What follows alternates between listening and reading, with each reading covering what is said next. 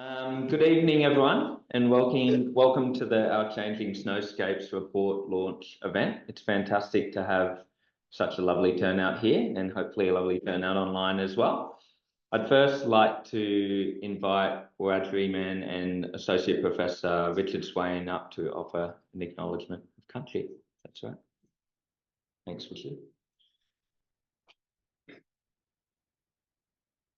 That one should be on for you. Right. Can you hear me? Hello, everyone. Acknowledgement of country. I guess it starts with what is country, and country is the soil, the water, and the species that evolved here. And they haven't had one good minute in 230 years. And if we're going to acknowledge human history, we need to acknowledge that there are thousands of generations of people that lived harmoniously on this country, and they made country, that was their heritage. That's what you inherited when you were born. And the responsibility of custodianship was your culture. And that's what Australians need to start to acknowledge, that you have a responsibility of custodianship. You do have a long human history, and it didn't stop and start. You're now part of it. It's 2024 and history's history, and you're here today. You're part of this. And there's a reason probably none of you drove across the stream today that you would drink out of. None of you probably saw a bandicoot on your way here. And that is modern Australia's culture. And without a culture that falls in love with this place and wants to be from here and of here, and acknowledging country isn't just a gimmick, it's a reality. It's, you acknowledge country. It's the reason you exist. And we're here tonight for really, this paper wouldn't have been written if Australia had acknowledged country and wanted to care for it. So, yeah, thank you.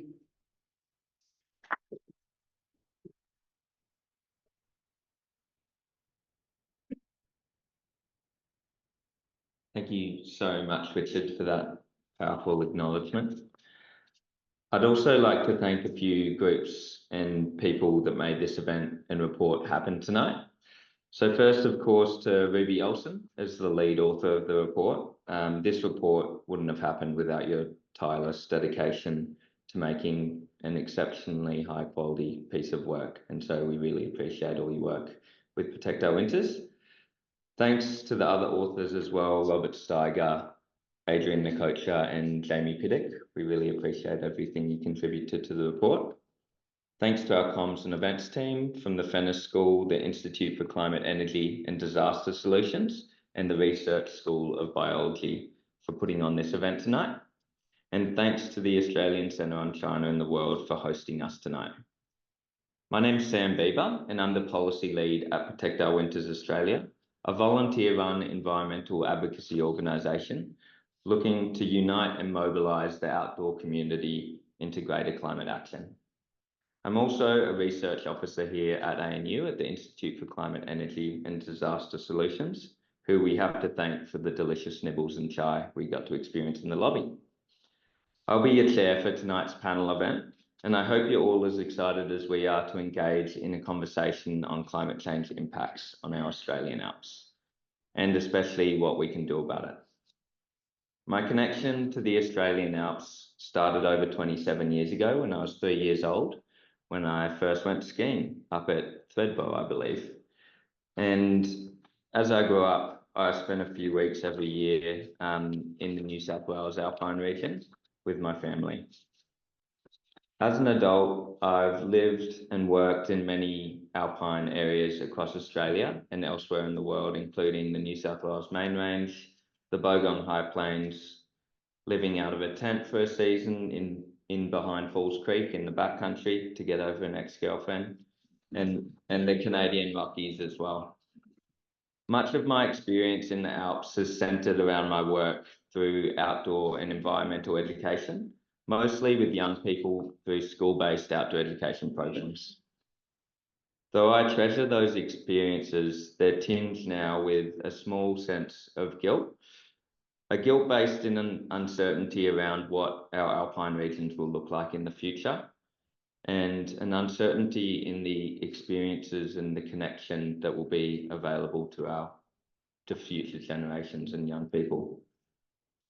It is based on these deep connections with the Alps that I volunteer for Protect Our Winters Australia, and why I'm standing here with you today.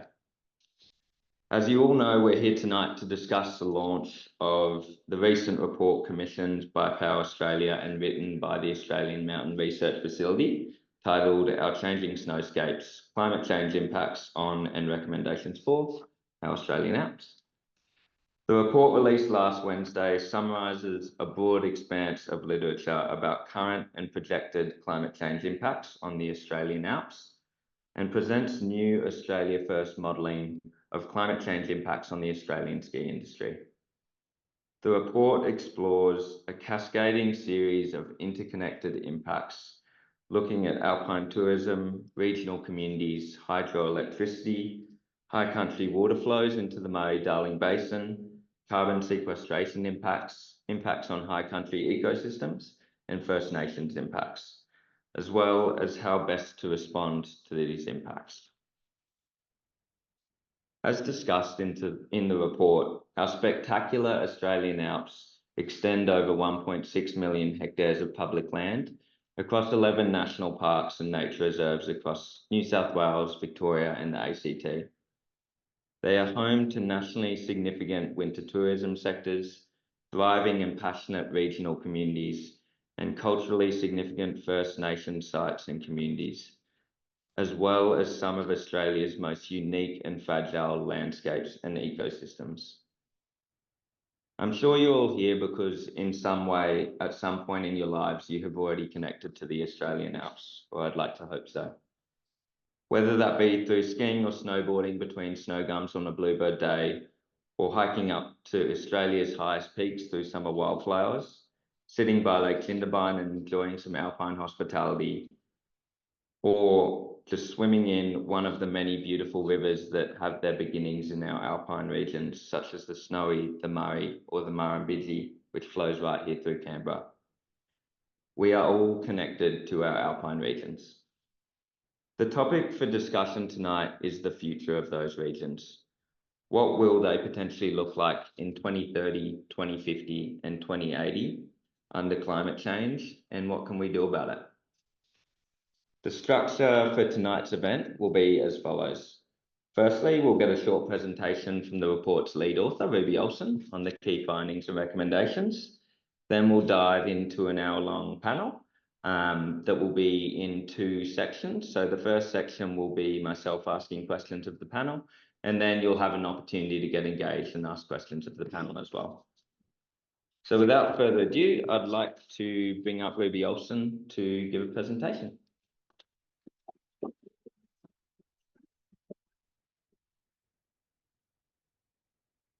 Thanks, Sam, and thanks everyone for being here. One of the highlights of this report has been the number of people who have engaged with it, and it's really amazing to see how many people are passionate about the Australian Alps. So the purpose of this report was to bring together a lot of really fragmented information about the impacts of climate change across all aspects of the Australian Alps, in order to inform conversations that we need to have about how we adapt and how we mitigate the impacts of climate change. It has two main components, the first being the SkiSim2 modelling projections for the Australian ski industry across each of our resorts, and the second being a literature review of the current and projected impacts of climate change, including key findings and recommendations. So climate change is already impacting the Australian Alps, and these changes have been heralded for more than 30 years. So in 1988, Galloway argued that changes in precipitation and temperature would have catastrophic impacts on the Australian ski industry. And that top table is his projected days of snow season at Perisher. 10 years later, Wetton projected the simulated average snow cover for the current climate on the left, of the current climate of the 90s, and on the right, the worst case scenario for 2030. And as a result of all of these studies into the Australian Alps and the impacts of climate change, all the ski resorts really invested in snowmaking as their main adaptation measure. So although there have been previous projections of the Australian Alps snow, this modelling is the first modelling for each of the Australian resorts that accounts for both snowmaking and a minimum snow depth for skiing. So in this case, 30 centimetres. So snowmaking requires certain temperatures and dryness of air. So in this case, a -2 degrees wet bulb temperature. And so it makes it a more accurate projection model than a lot of other projections which only looked at any level of snow cover and which didn't account for snowmaking. So sorry, on that note, climate change is projected to decrease those conditions for snowmaking, meaning that that isn't necessarily a long-term sustainable solution. So the report has these graphs for each of the resorts, and on the right there is just the examples of Thredbo and Mount Buller. But the left-hand graph is the averages across all the ski resorts. You can see the like vertical length of the bars is the variation between different ski resorts, and you can see that climate change isn't impacting them uniformly, and it's overwhelmingly the lower elevation resorts that are more severely impacted. But I think the key takeaway from this graph is that if we can keep our emissions scenario to a low emissions scenario, all ski resorts have a much better chance of being able to adapt and still being able to provide snow tourism in the winter. Whereas in the mid-emission scenario, that becomes much less likely, particularly for lower elevation resorts. And for the high emission scenario, really all resorts in the long term would really struggle to be able to continue providing winter tourism. So the second part is mostly the literature review, as well as analysing what those projections actually mean for the Australian Alps. And the key finding is that the impacts of climate change are really interconnected across all of these different spaces. So in terms of snowmaking, not only is there a constraint of the conditions reducing as temperatures increase, but also there are infrastructure costs and water and energy availability costs. So water is already a scarce resource in the Alps, and this is going to become more so the case as we see the impacts of climate change. And it also creates this economic burden on resorts. Temperature independent snowmaking is possible with snow factories, but they're just incredibly resource intensive. And on top of that, they only produce snow in very kind of limited locations, and then there's a lot of resources needed to spread that out. So it's not like a long-term solution for an entire resort area. The report found the most effective adaptation options are year-round tourism and winter diversification. So as you can see on this graph on the left, temperature in Australia is projected to increase. So on the left, you've got the present climate. On the right, you've got the projected climate for the late 21st century. And if you can look at the Alps, compared to the rest of Australia, although the Alps temperatures are going to increase, relatively, they're going to remain quite cool. And so that's an opportunity for ski resorts to be a haven from heat waves and urban heat islands. And summer tourism could look like mountain biking and hiking, which resorts are already starting to do. But they kind of need a more coordinated approach and support to be able to do that effectively. And in terms of winter tourism, you're looking at backcountry tours, snowshoeing, winter hiking, noting that both of these adaptation measures do come with ecological trade-offs. And so we need to be really careful about how we manage this.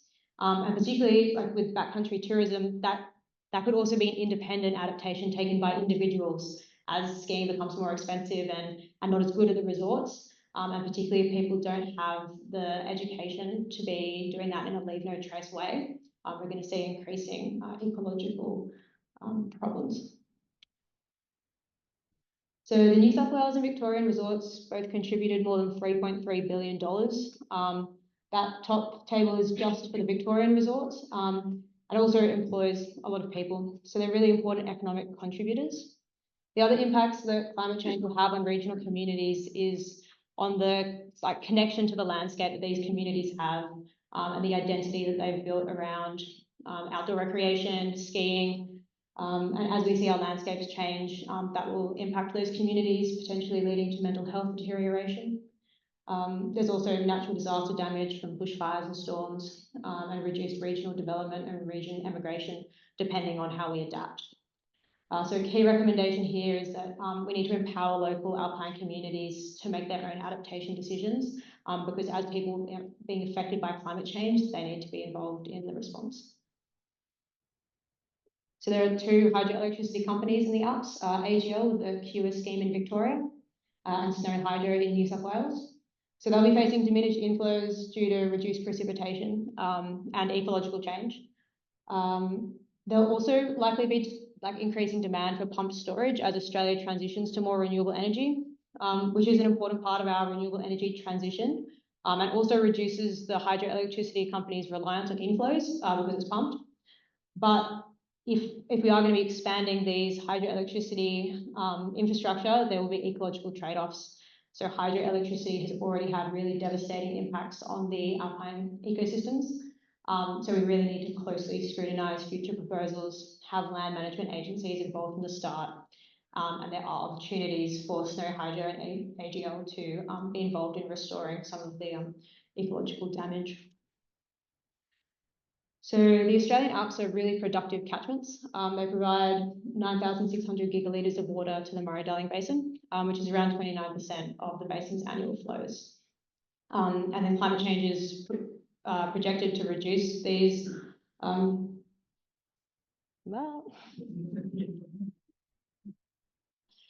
So on the Murray-Darling Basin, as you've probably heard, there's been a lot of water conflict there. Well, there is a lot of water conflict there, and reducing the amount of precipitation from the Alps will exacerbate the conflict and the need for trade-offs between different uses, be that agriculture, the environment, tourism, and communities in the basin. In terms of high country ecosystems, the Australian Alps has a lot of really unique and fragile flora and fauna that are found nowhere else in the entire world. And a lot of these species, like the mountain pygmy possum and the southern corroboree frog, have really limited habitats. And as we're seeing temperatures change and the snowline retreat, those habitats are shrinking, and they're also facing increased competition from different animals that are now moving into these snow-free locations. There will be a lot of erosion and vegetation change. The extent of which is a bit uncertain, but it's looking at snow gum dieback and how bushfires will change what type of vegetation is up in the Alps. In terms of bushfires, there is a positively reinforcing loop of bushfires and creating bare ground, which is the perfect condition for shrubs, which are the most flammable vegetation, increasing landscape flammability, and then combined with ambient temperatures, you create this positively reinforcing loop of bushfires. So that will have big impacts on the vegetation up there as well. In terms of recommendations for the report, there are kind of 2 main things that we need to start looking at. The first being implementing no regrets actions. And so by that, I mean actions that, regardless of how climate change eventuates, will have positive impacts. And this includes weed removal programs with long-term funding, removing invasive species, restoring peat bogs and wetlands, which are really important sequesters of carbon, and replanting snow gums and other vegetation that's been removed by bushfires or grazing. And then the second thing we need to do is start considering some novel and transformative responses. So this could include things like genetically intervening in populations to give them tools to adapt to climate change, or translocating species to somewhere else, potentially the Tasmanian Alps. And neither of those have the research behind them yet to implement, but they're things that we have to start considering as we see the impacts of climate change affect the Alps. In terms of First Nations, the Australian Alps have great significance to First Nations, and I'll let Richard talk more on that. But the key finding of this report is that despite recognition of this significance, there's very little information about how climate change will be impacting First Nations in the Alps. It's only recently that First Nations voices have been included in decision-making in the Alps, and so it's really important that governments and decision makers work with First Nations people to work out what these impacts of climate change will be, and how we can best respond to preserve those values and connections to country. So overall, there are kind of three main findings. The first being that there will be increasing competition for high ground in southeastern Australia. That decisive climate change mitigation and adaptation is needed to achieve positive outcomes for stakeholders and knowledge holders. And a key point here is that the faster that we can reduce our emissions and the more we can reduce our emissions, the cheaper adaptation will be, and the more adaptation options that we'll have. And the third finding is that climate change will require values conversations with stakeholders and knowledge holders about what kind of trade-offs we want to make. What we're going to do now is dive into our panel. So I would like to invite up to the stage our panelists, Senator David Pocock, Ruby Alston, Associate Professor Richard Swain, and Professor Adrian Nikocha. Thought it would be lovely if everyone just got the opportunity to introduce yourself, and if you wanted to offer up as well some ways in which you connect to the alpine or connect to the issue of climate change, that'd be fantastic. Mike's on either table, so anyone that wants to start, feel free.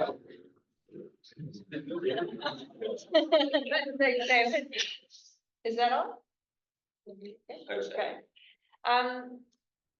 Yeah, look, I grew up in the northeast of the US and always enjoyed the mountains as a place to go and just feel at home, and I just always had a connection. And coming to Australia, I gravitated towards the mountains very quickly. I'm an evolutionary biologist and plant ecologist, and so I do love looking at the mountains through that scientific lens, but I also just fell in love with the Australian Alps for its beauty and its diversity. And when I'm out bushwalking or skiing or camping in the mountains, I just sort of feel at home. And so over time, I've gravitated to doing a lot of my research in the mountains, and in part that's because it fascinates me, and in part it's because I feel a connection and want to do what I can to help us understand better how it works and why things are where they are, and what we can do to protect the values of the mountains for generations to come. So the short answer is, it's my happy place. Hey Dave, do you mind just giving another tap to make sure? Yeah. Right. And then Sure. I'm David. I'm a senator in the ACT, independent senator in the ACT. My relationship with the Alps, I remember coming to Canberra while I was at school. There was a rugby tournament here and seeing snow on the Brindabellas. And as an immigrant to Australia, thinking, wow, there's snow in Australia. Been living up in Brisbane, and yeah, it kind of blew my mind a bit. Moving in Canberra, spending a bit of time in the Mudgee, time up in Cozzy. But I'd say the main connection has been through the Murray-Darling River. It's a river that I've just fallen in love with. It is truly incredible. And I guess looking at the way that it's been treated over the last, I don't know, 50 years or so, with water diversions, it's a shadow of what it once was, but still incredibly beautiful. And since being in the Senate, working with a number of people here and Richard on things like a Senate inquiry, looking at the impact of horses into the Alps, looking at the water flows for the Murrumbidgee, really fighting hard to get better consideration of flows, and how do we make these decisions and trade-offs between energy and ecology and cultural values. And so yeah, I guess I'm fascinated by it, and I don't know, the Murrumbidgee, I feel like it's given me so much as a human, and I'm keen to try and give back. So I first learned to ski when I had left school, so I was like 18, and at Perisher, and being fresh out of school, my friend and I were camping. So yeah, first experience of the snow was straight into like a week-long camping at at Island Bend, trying to learn how to ski. And since then, that's what I've done pretty much every winter, go and camp at Island Bend and ski. I've got into backcountry skiing, which was really incredible. So I guess, yeah, as an adult, the Alps is kind of a new and incredible place that I've really fallen in love with. And now I've started a PhD looking at snow gum dieback in the Australian Alps, and that's a really exciting space, a devastating space as well, but like an exciting space to kind of be working with people who are also really passionate about this issue and about the Australian Alps. Lost my voice. Richard Swain of the Alps. I was probably my brother above me, and I and my two younger brothers were all born in Cooma, and it's probably the first in 5,000 generations not to be born on our home country. And Dad went to the mountains in 1966 to be the head field tech for the soil con. So they were restoring the main range. So they had a hut on Carruthers, and he would have gone home for the Colonial Day weekend, and I got conceived. So I guess I do have a connection to the high country.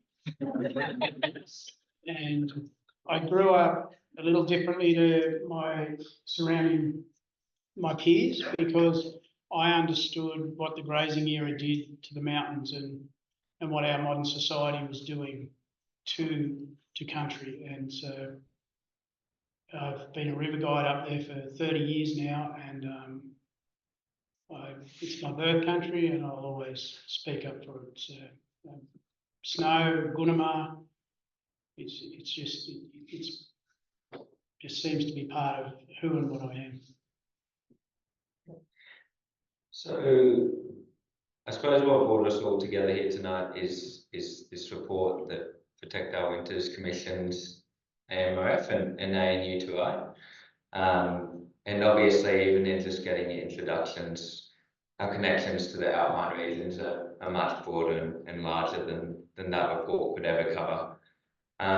But I'd be interested to hear from each of you what a key takeaway of the report was for you and how you got to engage with it. Obviously, Ruby and Adrian, you're authors of the report, so might start with you two to give Dave and Richard a bit of time to think about it. But yeah. I guess something that was surprising to me was how interconnected everything is, and I guess particularly those ecological changes, how they will have so many flow-on effects to all these different communities, tourism operators, and I guess the complexity of that and how we make trade-offs was really, like, I guess the big question that I had to grapple with. But I think in another way, the kind of call to action that the report has about reducing emissions was really clear. And again, it's that message of the more that we can do now, the more adaptation options we really have. And it will make those trade-offs a lot easier. Thanks, Ruby. I think for me, the report just did a really beautiful job, you know, as Ruby pulled it together, of demonstrating those connections that Ruby's just mentioned, and of providing a single go-to resource to catalyze conversations. And so, you know, Ruby showed that example of a model from Galway in the late 80s that was showing snow depth was going to decline. So it's not as if our findings are radical surprises, but what Ruby succeeded in doing with that report is really demonstrating those connections and bringing everything together in one place. And so to me, what it demonstrated was just how big a footprint this little less than 1% of the Australian mainland has. You know, it's not just about those places that have snow, it's about the cascading effects on local and broader communities, on the basin and the country as a whole. And I just love that we now have this document that really illustrates that beautifully, and demonstrates that there's a whole huge community of people who can get engaged in this conversation because they have a connection in some way or other.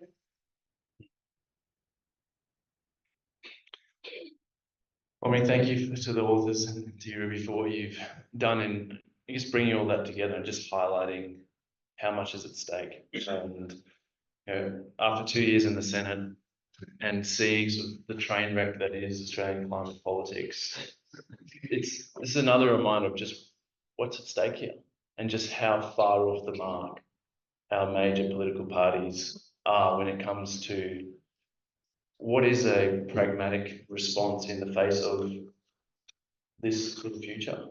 And it's pulling out all stops when it comes to mitigation and when it comes to adaptation. You know, mitigation, our current targets are not science aligned with 1.5 or even 2 degrees. So I think that's a starting point, something, you know, politically that we'd have to be pushing for. And then when it comes to adaptation, we're basically doing nothing as a country. We're one of the only developed countries that doesn't have a climate adaptation plan.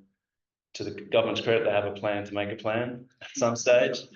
But you know, we've known about this for a long time, and it's just getting clearer and clearer how much is at stake about the people and places we love. So for me, it's another reminder. It's more motivation to push harder, because people love this place, and they want future generations to be able to enjoy it. And then you add on, you know, the perspective that Richard talks about, and we're not living like we're here for a long time, and I think that's a big problem. But we do have this incredible window to act, and I think so. For me, it's motivating to have something like this to be able to point to and draw in a whole another group of people who maybe haven't quite thought through what is at stake.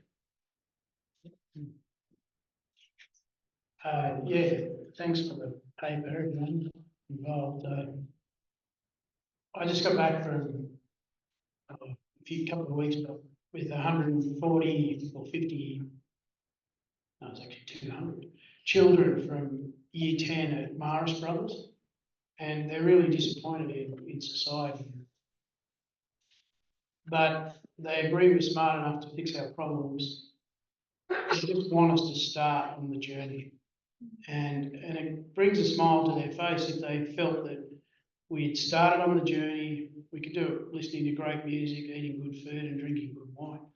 And I felt that Ruby, with the no regrets, when I read it, I felt inspired. It sent me to those discussions I'd had with those young men who were down and out about where Australia is and looking for hope. And I felt that the paper did that, and I felt that when I read it. So thank you. Richard, I might stay with you for a second, since you've got the microphone. So you talked a little bit about your experience as an outdoor educator and a guide, mainly on the Snowy, I believe, as a river guide. Can you explain to us a little bit about the change that you've seen over your 30+ years guiding on that river, and what you've noticed about the environment and the way in which we interact with it? Yeah, I feel I was a bubbles and giggles guide through the Murray Gates for many years and the Snowy, and it's shifted now to more educational and school groups. When I say bubbles and giggles, I mean just whitewater rafting. But I found that honestly, I feel the outdoor ed industry has been favoured in this country. There are not 50 years of Australians who have a connection to country. There's not 50 years of Aussies who went away on their year 10 school camp and came back different, came back connected, came back committed, came back inspired to help country. There's not 50 years of that. So we definitely need to change that in a hurry. And I've seen a huge growth in the backcountry. So as a child, Dad was up on Carruthers every summer for the first sort of 14 years of my life, and we drank out of all the water sources there. And now the Giardia and the pollution, I wouldn't So there's a huge increase in people going backcountry who, again, this country seems to, there's a rush to get out there and be amongst it, but there's no culture of respect in place. Even the places where you buy all this outdoor stuff or where you learn these things, we've missed the basics. Australia misses law, L-O-R-E law, as in, if I'm going backcountry, because for a million years, the biggest grazer of the backcountry was insects, and that was silent. Every winter, that country was silent. So for millions of years, that country, that was it. It was left alone. It was a sacred place. And winter was for its own whispers between the wind, the crows, and the snow. And we intrude on that in such a big way that, and we're born and bred without respect for that. And that I've seen is probably the biggest change. And the growth of Jindabyne and the snowy, I grew up in the shadow of the snowy scheme. Just the growth. And Jindabyne, if you look at it, is mindless growth. And so, yes, that's it for me. How do you think we build that respect into young people these days? And feel free to take it forward, but I work in outdoor education as well, and I absolutely hear you and echo your thoughts, and it's something that I've wrestled with for my entire career. I'm wondering how you think we build that respect into these kind of areas. Simple things. Basic ecology should be considered as important as arithmetic and writing. The 3 R's: reading, writing, and arithmetic. That was my dad's name.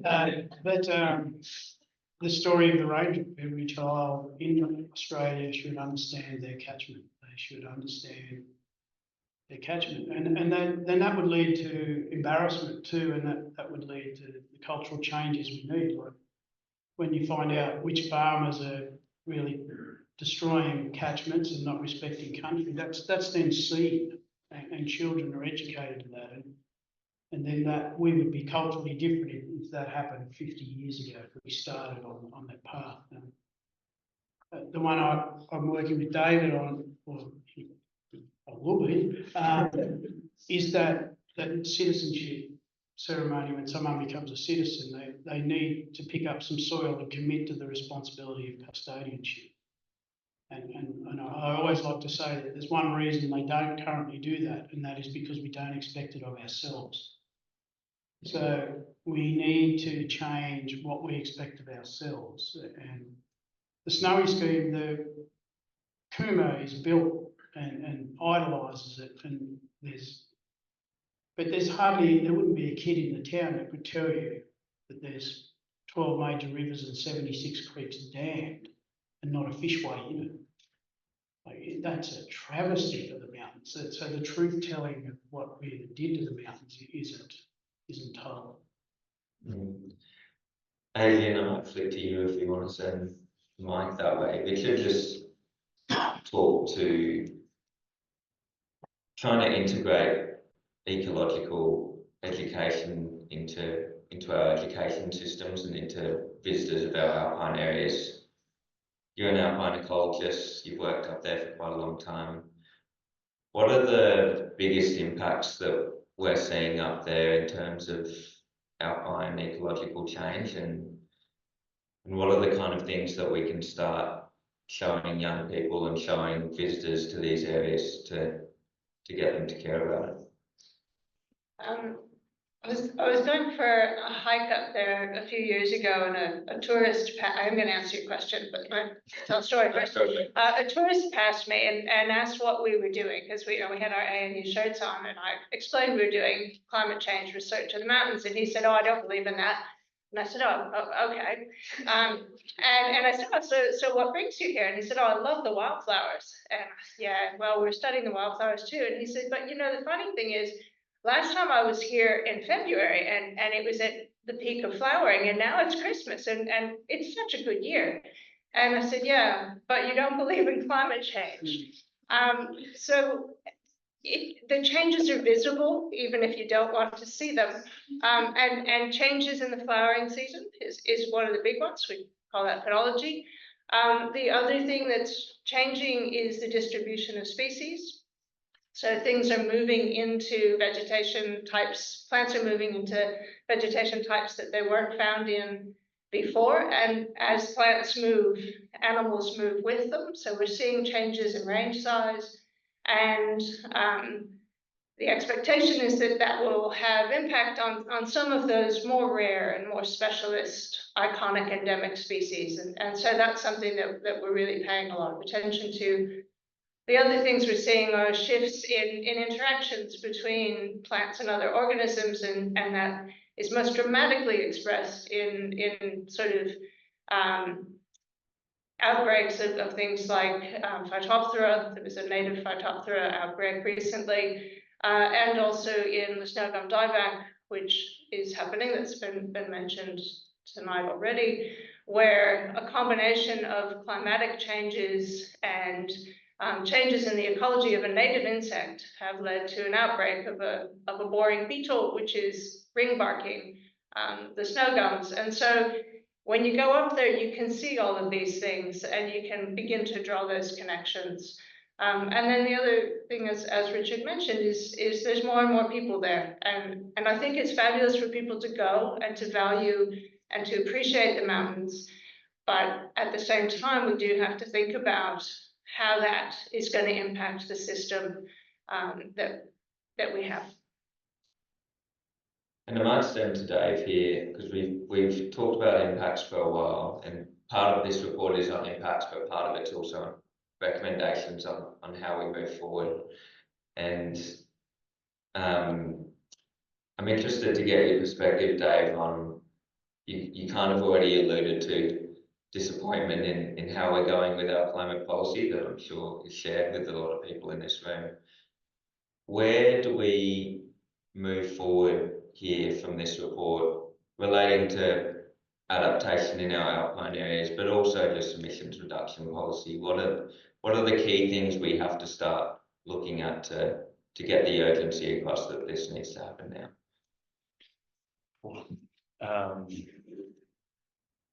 I mean, really,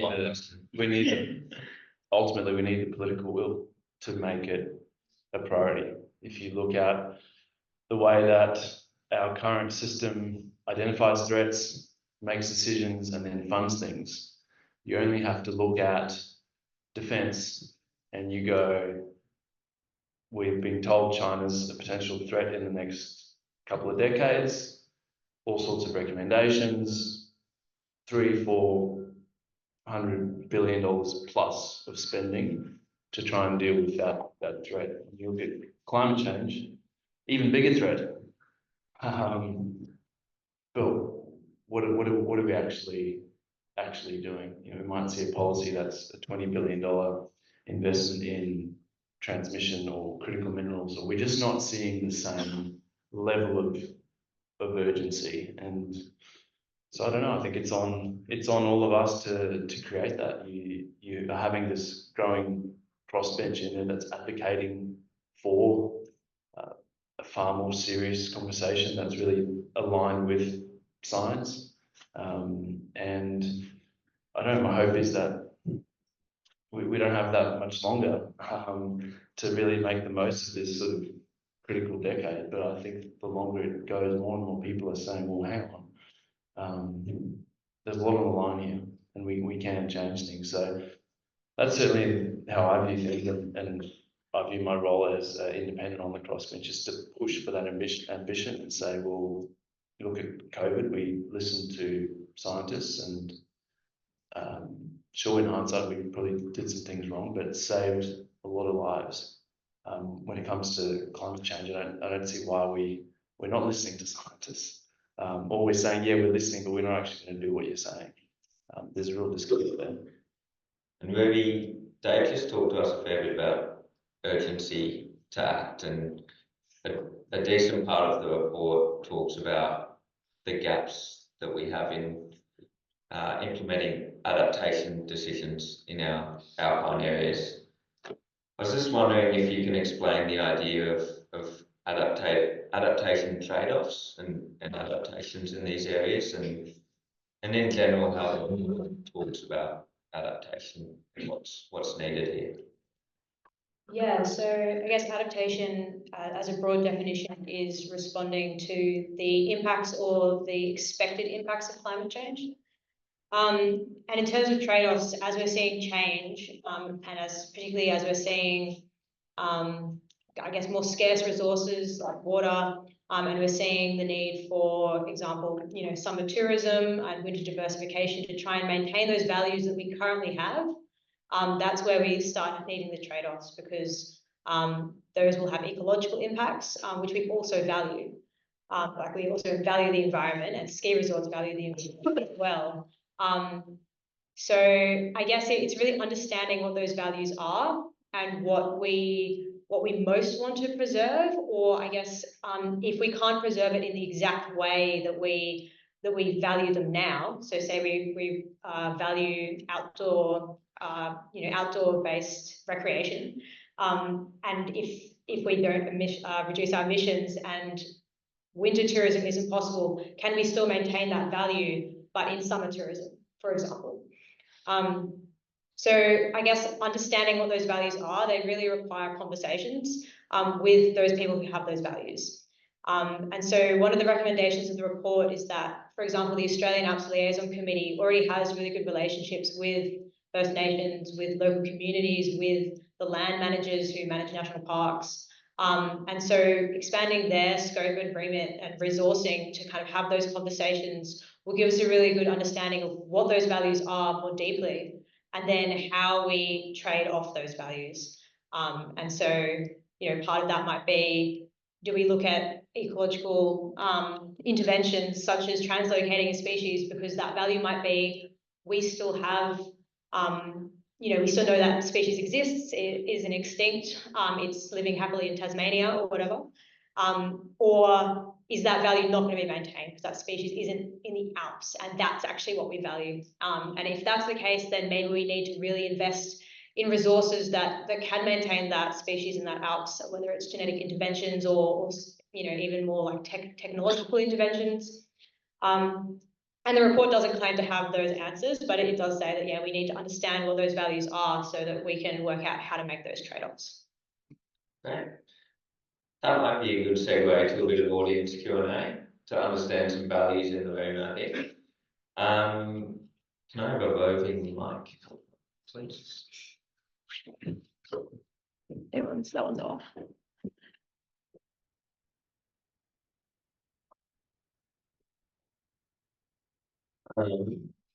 Also, if you're streaming in online, feel free to put any questions in the chat, and hopefully they will go to me on this tablet if our tech is working tonight, which it has been doing really well so far.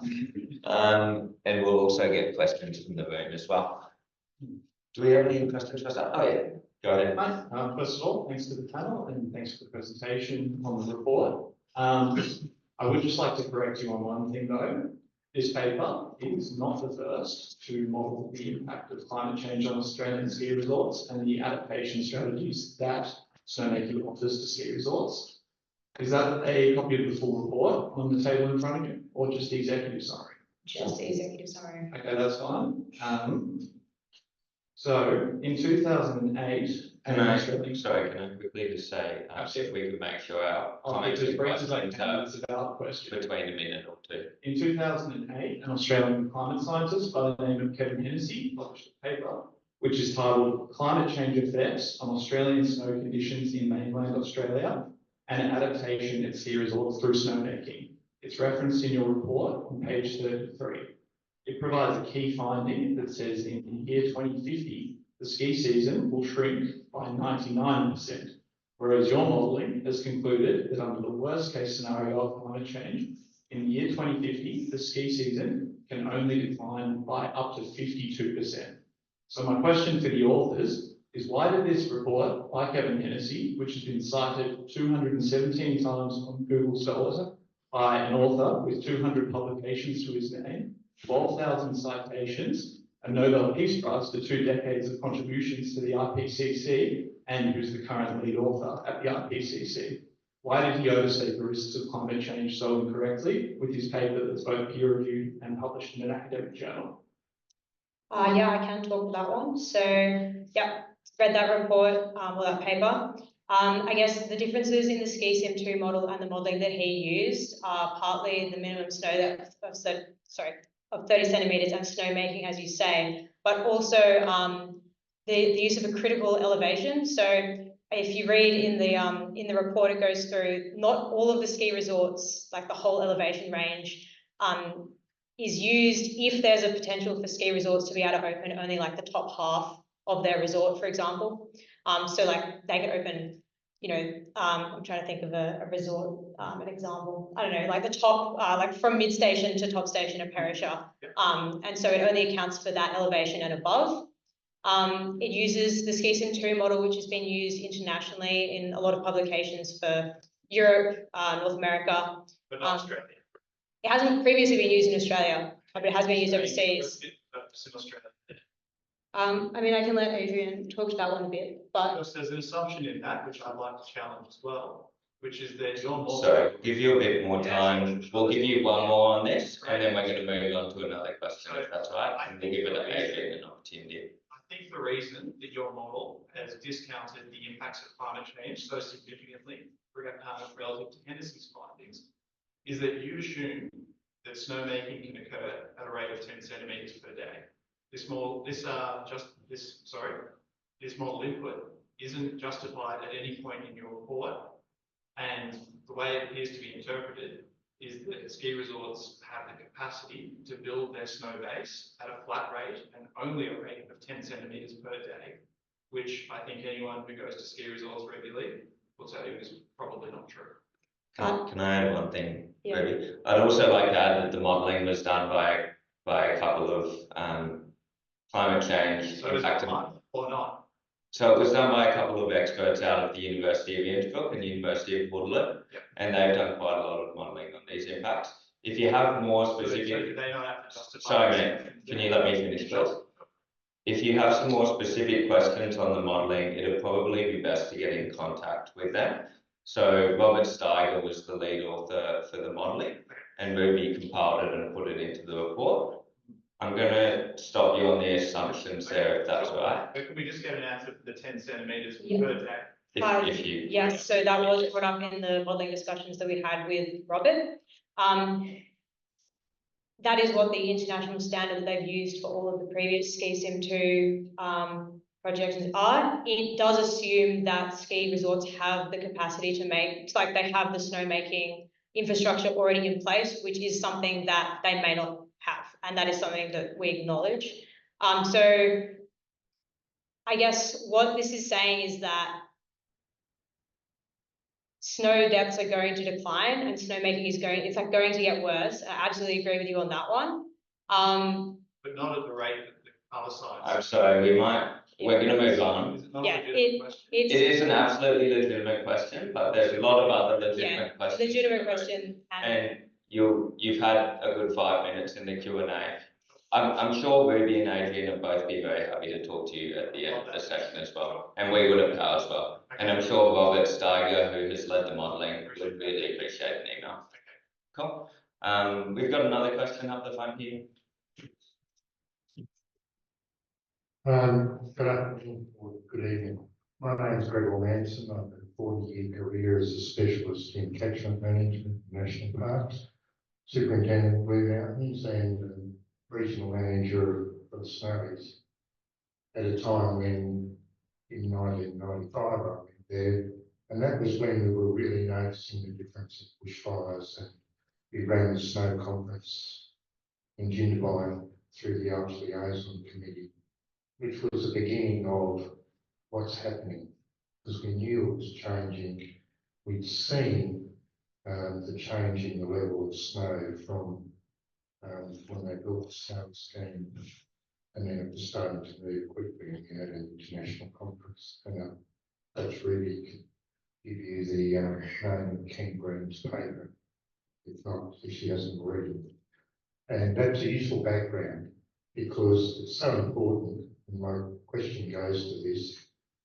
What I'm seeing across government generally is the promotion of very senior people who often have no background in the science or knowledge of the business they're in. They're promoted as public servants. And the heart of my question is, can we continue to sustain this critically important work that you're doing, which is normally the basis for managers to take to a meeting with the various partners? And I remember when I did the Snowy Hydro corporatisation project for 2 years, people like Graham Enders, Ken Green, came into the room with all the big wigs and did a presentation on the science related to Snowy Hydro's future in the mountains and water. And I can't So understand. if you wouldn't mind jumping to the core of your question again, that would be fantastic. Well, the core of my question is that you need those scientists in the room. Modern managers are not really interested in that. How do you see this stuff getting to the decision makers? It's a bit of David Bocock's thing where people are not interested. You've got to get in there. Thank you. I'll just repeat the question a little bit. So how do we get scientists in the room? How do we get that reach into government? So we might start with you, Adrian, and then David in government. So we might have a look there too. I echo your comments on there being a fabulous legacy of really good scientists working in the mountains and actively engaging with management and engaging with policy. And we've got a national park to thank them for. I agree that more and more in management there are people with less science, but there are still some absolute treasures of people who are in management, and they're there because they care. And a lot of them are actually coming in with master's degrees in environmental science. They also need a voice, I think, is part of the thing. There's less funding for research in management, but there are people who would like to be engaging with science and having those conversations. The Australian Mountain Research Facility was set up in order to build on those conversations that have been going with those fabulous people for so long, and to take advantage of that legacy and create a facility where we can really make sure that scientists, managers, and policymakers can be having active and current conversations. We only launched a year or so ago, and we're really keen to be part of the conversation. It's not an easy thing to do, obviously. Yeah. Dave, do you want to cover that? I don't have a good answer, but a few observations. One is more investment in research. I think it's something as a country that has really been declining. It's at the lowest level on record as a percent of GDP, so that's a good starting point. My experience in interacting with public servants is that there is a lot of knowledge in it. There is a desire to bring that scientific knowledge. I think we need to keep promoting and enabling frank and fearless advice, and then really it's about the political will to actually implement these sorts of solutions. And one of the issues I see is this sort of siloed approach to policy, where if you look at Ruby's presentation, this isn't across government thing. Like, you're talking emissions reductions, adaptation, interacting with communities, rewriting the whole Murray-Darling Basin plan. All of a sudden, if it doesn't just fit with one minister, I've seen it get very hard. So I think we're going to have to get a lot better at dealing with these issues and crises that span across these made-up portfolios that are really systems problems. So we've got a question that's coming from online that links into this, and the crux of it is that we're not on a great emissions trajectory at the moment, especially as it looks for our alpine regions. And the question that they've asked here is, how do we all work together to amplify the need for greater action, especially in the lead up to the next election? So I might start with you again on that, Dave, and then I'd be interested to bring Richard in here again and see how we all come together on this issue.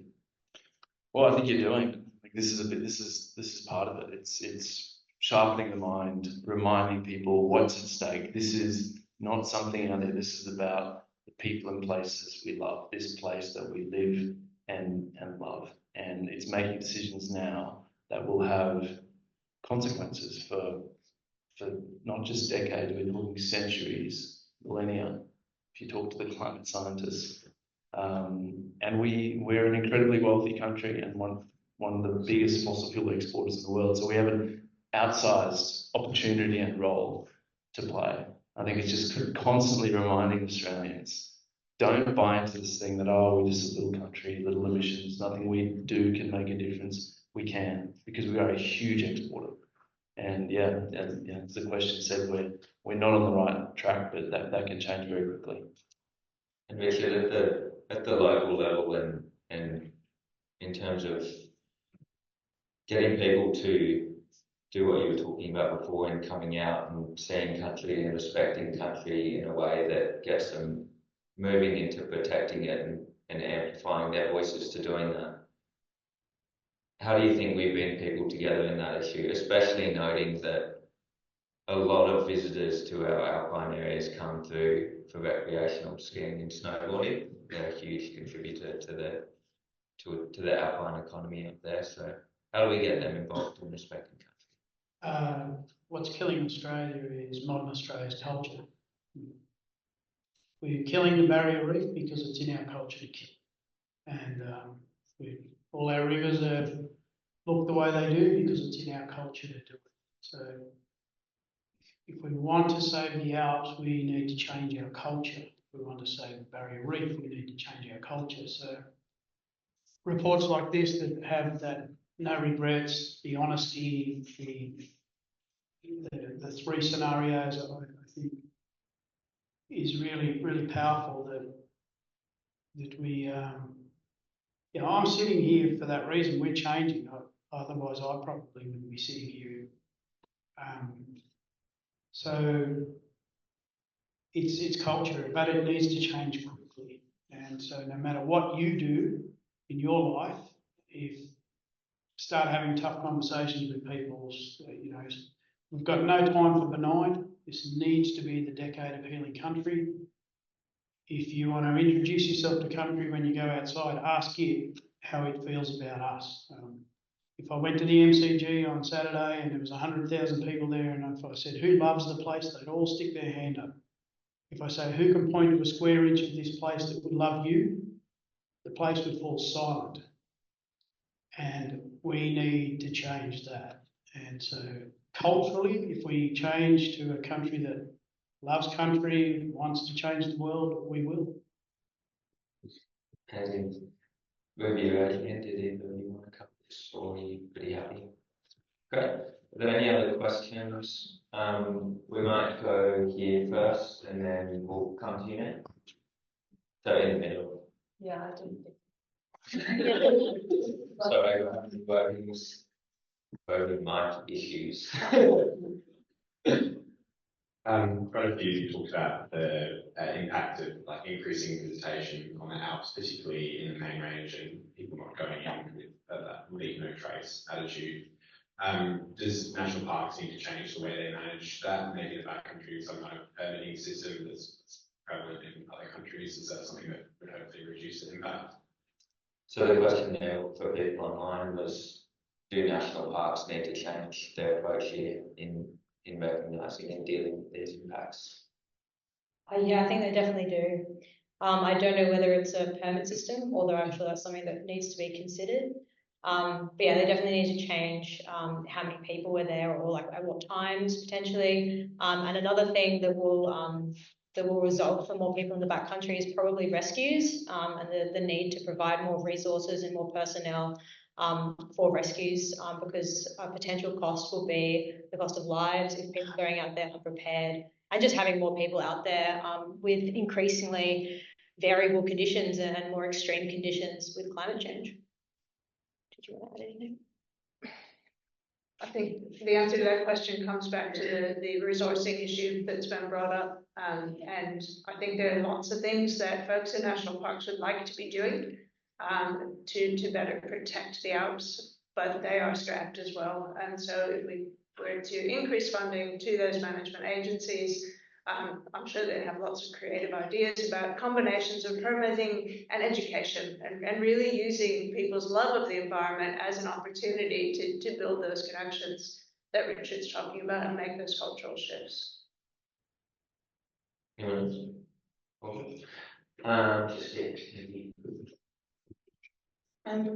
I found this evening really interesting. I'm not an expert on the Australian Alps and climate change.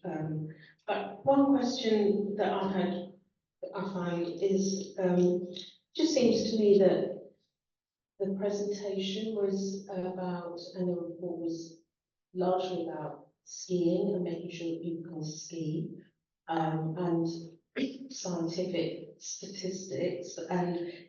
But it seems to me that what Richard is saying is that this knowledge about how to look after the land is here. You don't need to, this knowledge has been here for a very long time.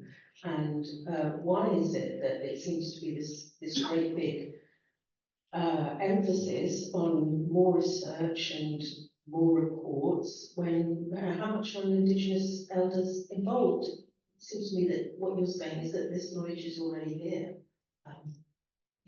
So I'd like to know how much Indigenous elders and people are actually involved in making these decisions.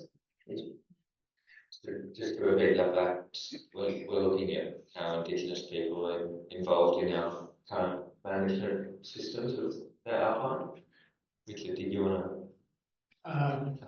So Ruby asked me a lot of questions, and I put her in contact with a lot of the elders, and time was a restraint, but I'll let her speak for that. But what I will say culturally, whatever law I may have, I don't have the law of heating country.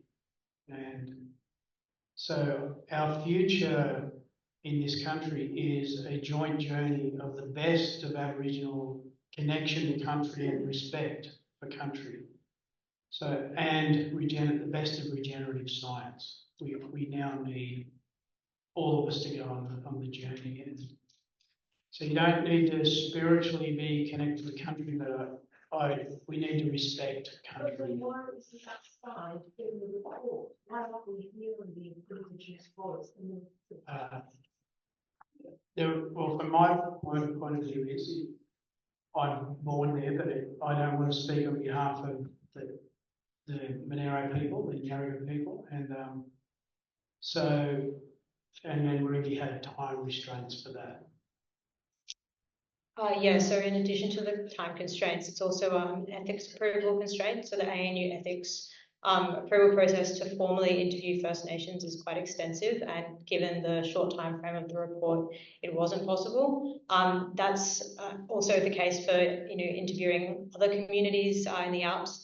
This is very much a literature review report, as well as the modelling, and it is a major limitation which is acknowledged in the report, that we need these conversations and consultation to determine these values, and this just wasn't something that the report could provide. So yeah, absolutely acknowledge that is a huge limitation. Might dig into, thank you for your question. Might dig into. Oh yes, of course. I just wanted to pick up on both of those things and say that we often talk about non-analog or novel climates. We're in uncharted waters here in terms of how these changing climatic factors are going to influence the systems. And you have to take that whole of system approach.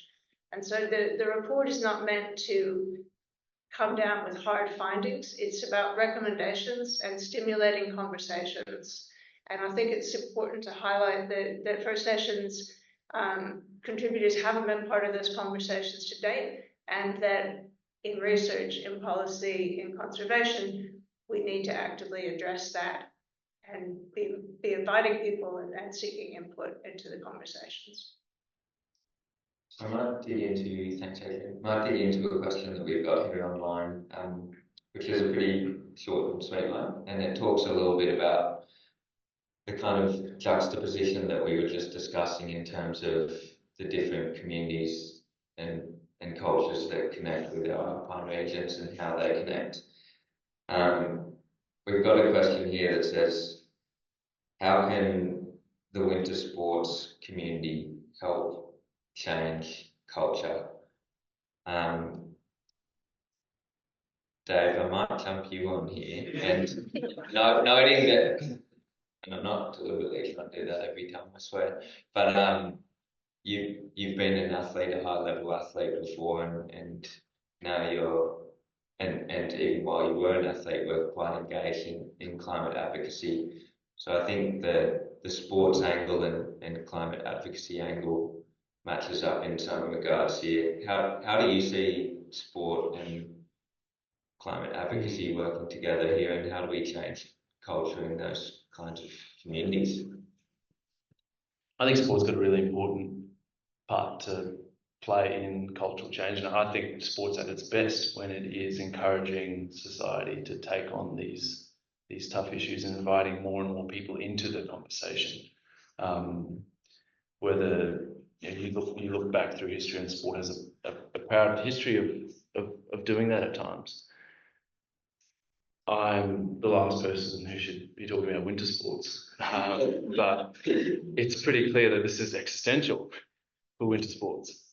And so I think there's a huge role for winter sports to play in actually highlighting what is at stake. And we see across our society, because sport wrongly, rightly has this kind of elevated position in Australian society, we see fossil fuel companies sponsoring sports and kind of trying to greenwash their image through sports. And so I think there's a lot of cultural, I don't know what you call it, cachet in winter sports. I've never done it, but it looks like a really cool thing to do.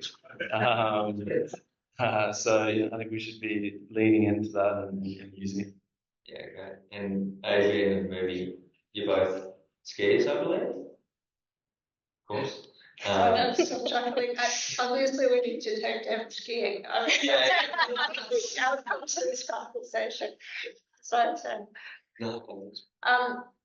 to me, it's we've all talked about our personal connection, and to me, the role of sport can be around reminding people that they have that connection, and I think that's part of Power's whole position, right? Is helping people to have this one little insight into why it matters to them, and that's kind of your foot in the door to start a broader conversation about why it might matter to their holiday, why it might matter to their life more generally, why it might matter to the country, to the economy, not to mention to the persistence of these endemic species. So to me, it's a common entry point.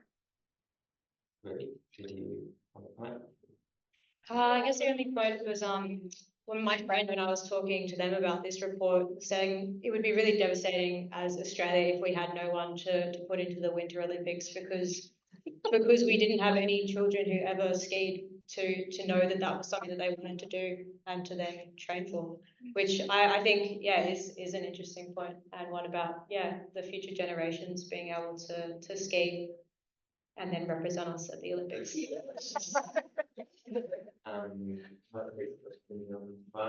and then we'll finish over here. Paul, that's my name. In my youth, I did a lot of bushwalking and cross-country skiing all over the mountains in the 80s.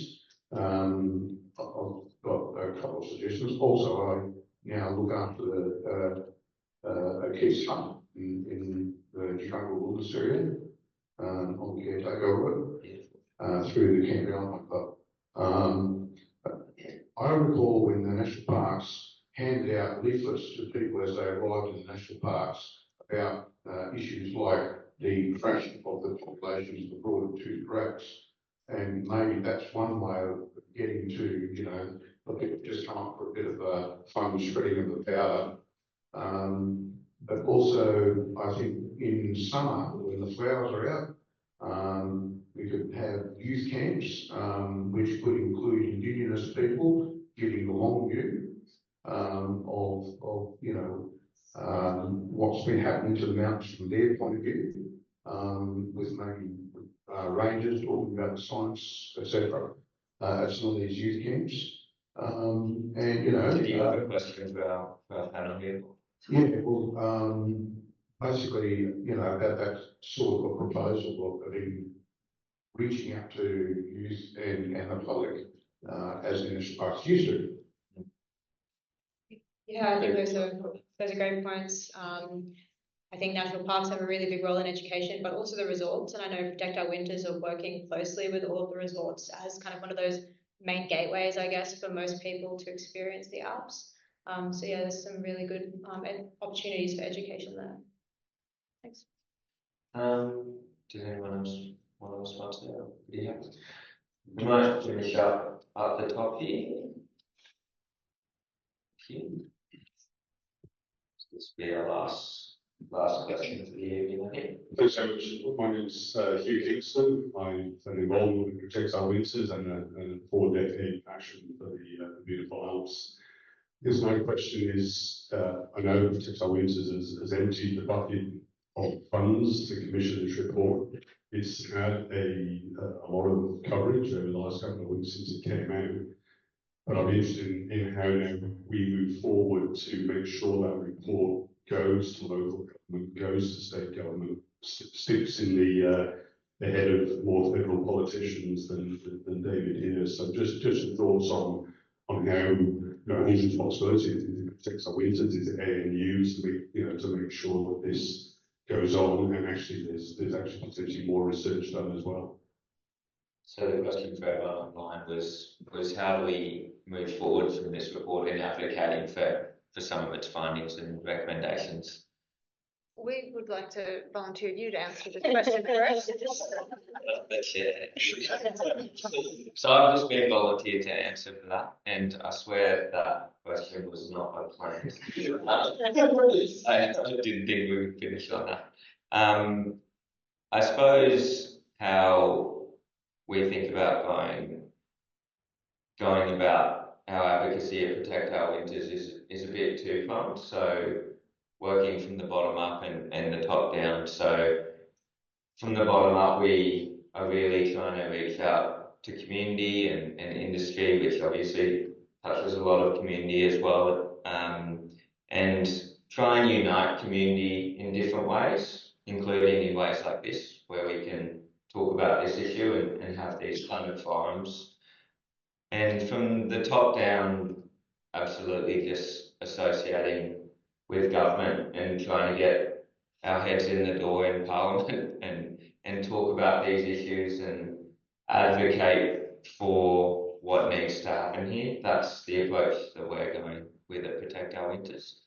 Yeah. Does anyone else want to add to either of those? Yeah, I guess some people have reached out from the media to me, which has been really great, and very open to if anyone else has questions and wants to reach out. I've sent the report to people who I interviewed informally, and also to the Australian Alps Ministerial Council at the Department of Climate Change, Energy, Environment and Water, DQ. Yeah, so hoping to get some good engagement through that. But yeah, great work from Pal. I should say as well that we spent a lot of politicians in boxes the night before the report came out. Dave, you got a perspective on this one? You guys need some lobbyists. Maybe we are the lobbyists. Well, we can get you in there. I think it's keeping up the advocacy and really trying to get to the right people in there. But I think you've done a phenomenal job with this report and getting it, seen widely.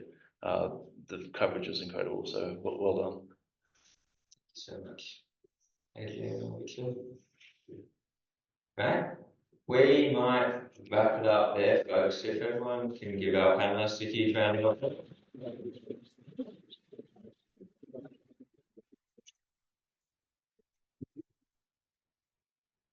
I can pretty happily say from Protect Our Winters and ANU, thank you so much for engaging in this issue and supporting us in doing this kind of work. We believe it's hugely important, and we're really looking forward to pursuing how we work forward on getting this issue resolved and keeping on pushing government to get their act in line and start reducing emissions as quickly as possible to save our winters. So thank you so much, everyone. Really appreciate it.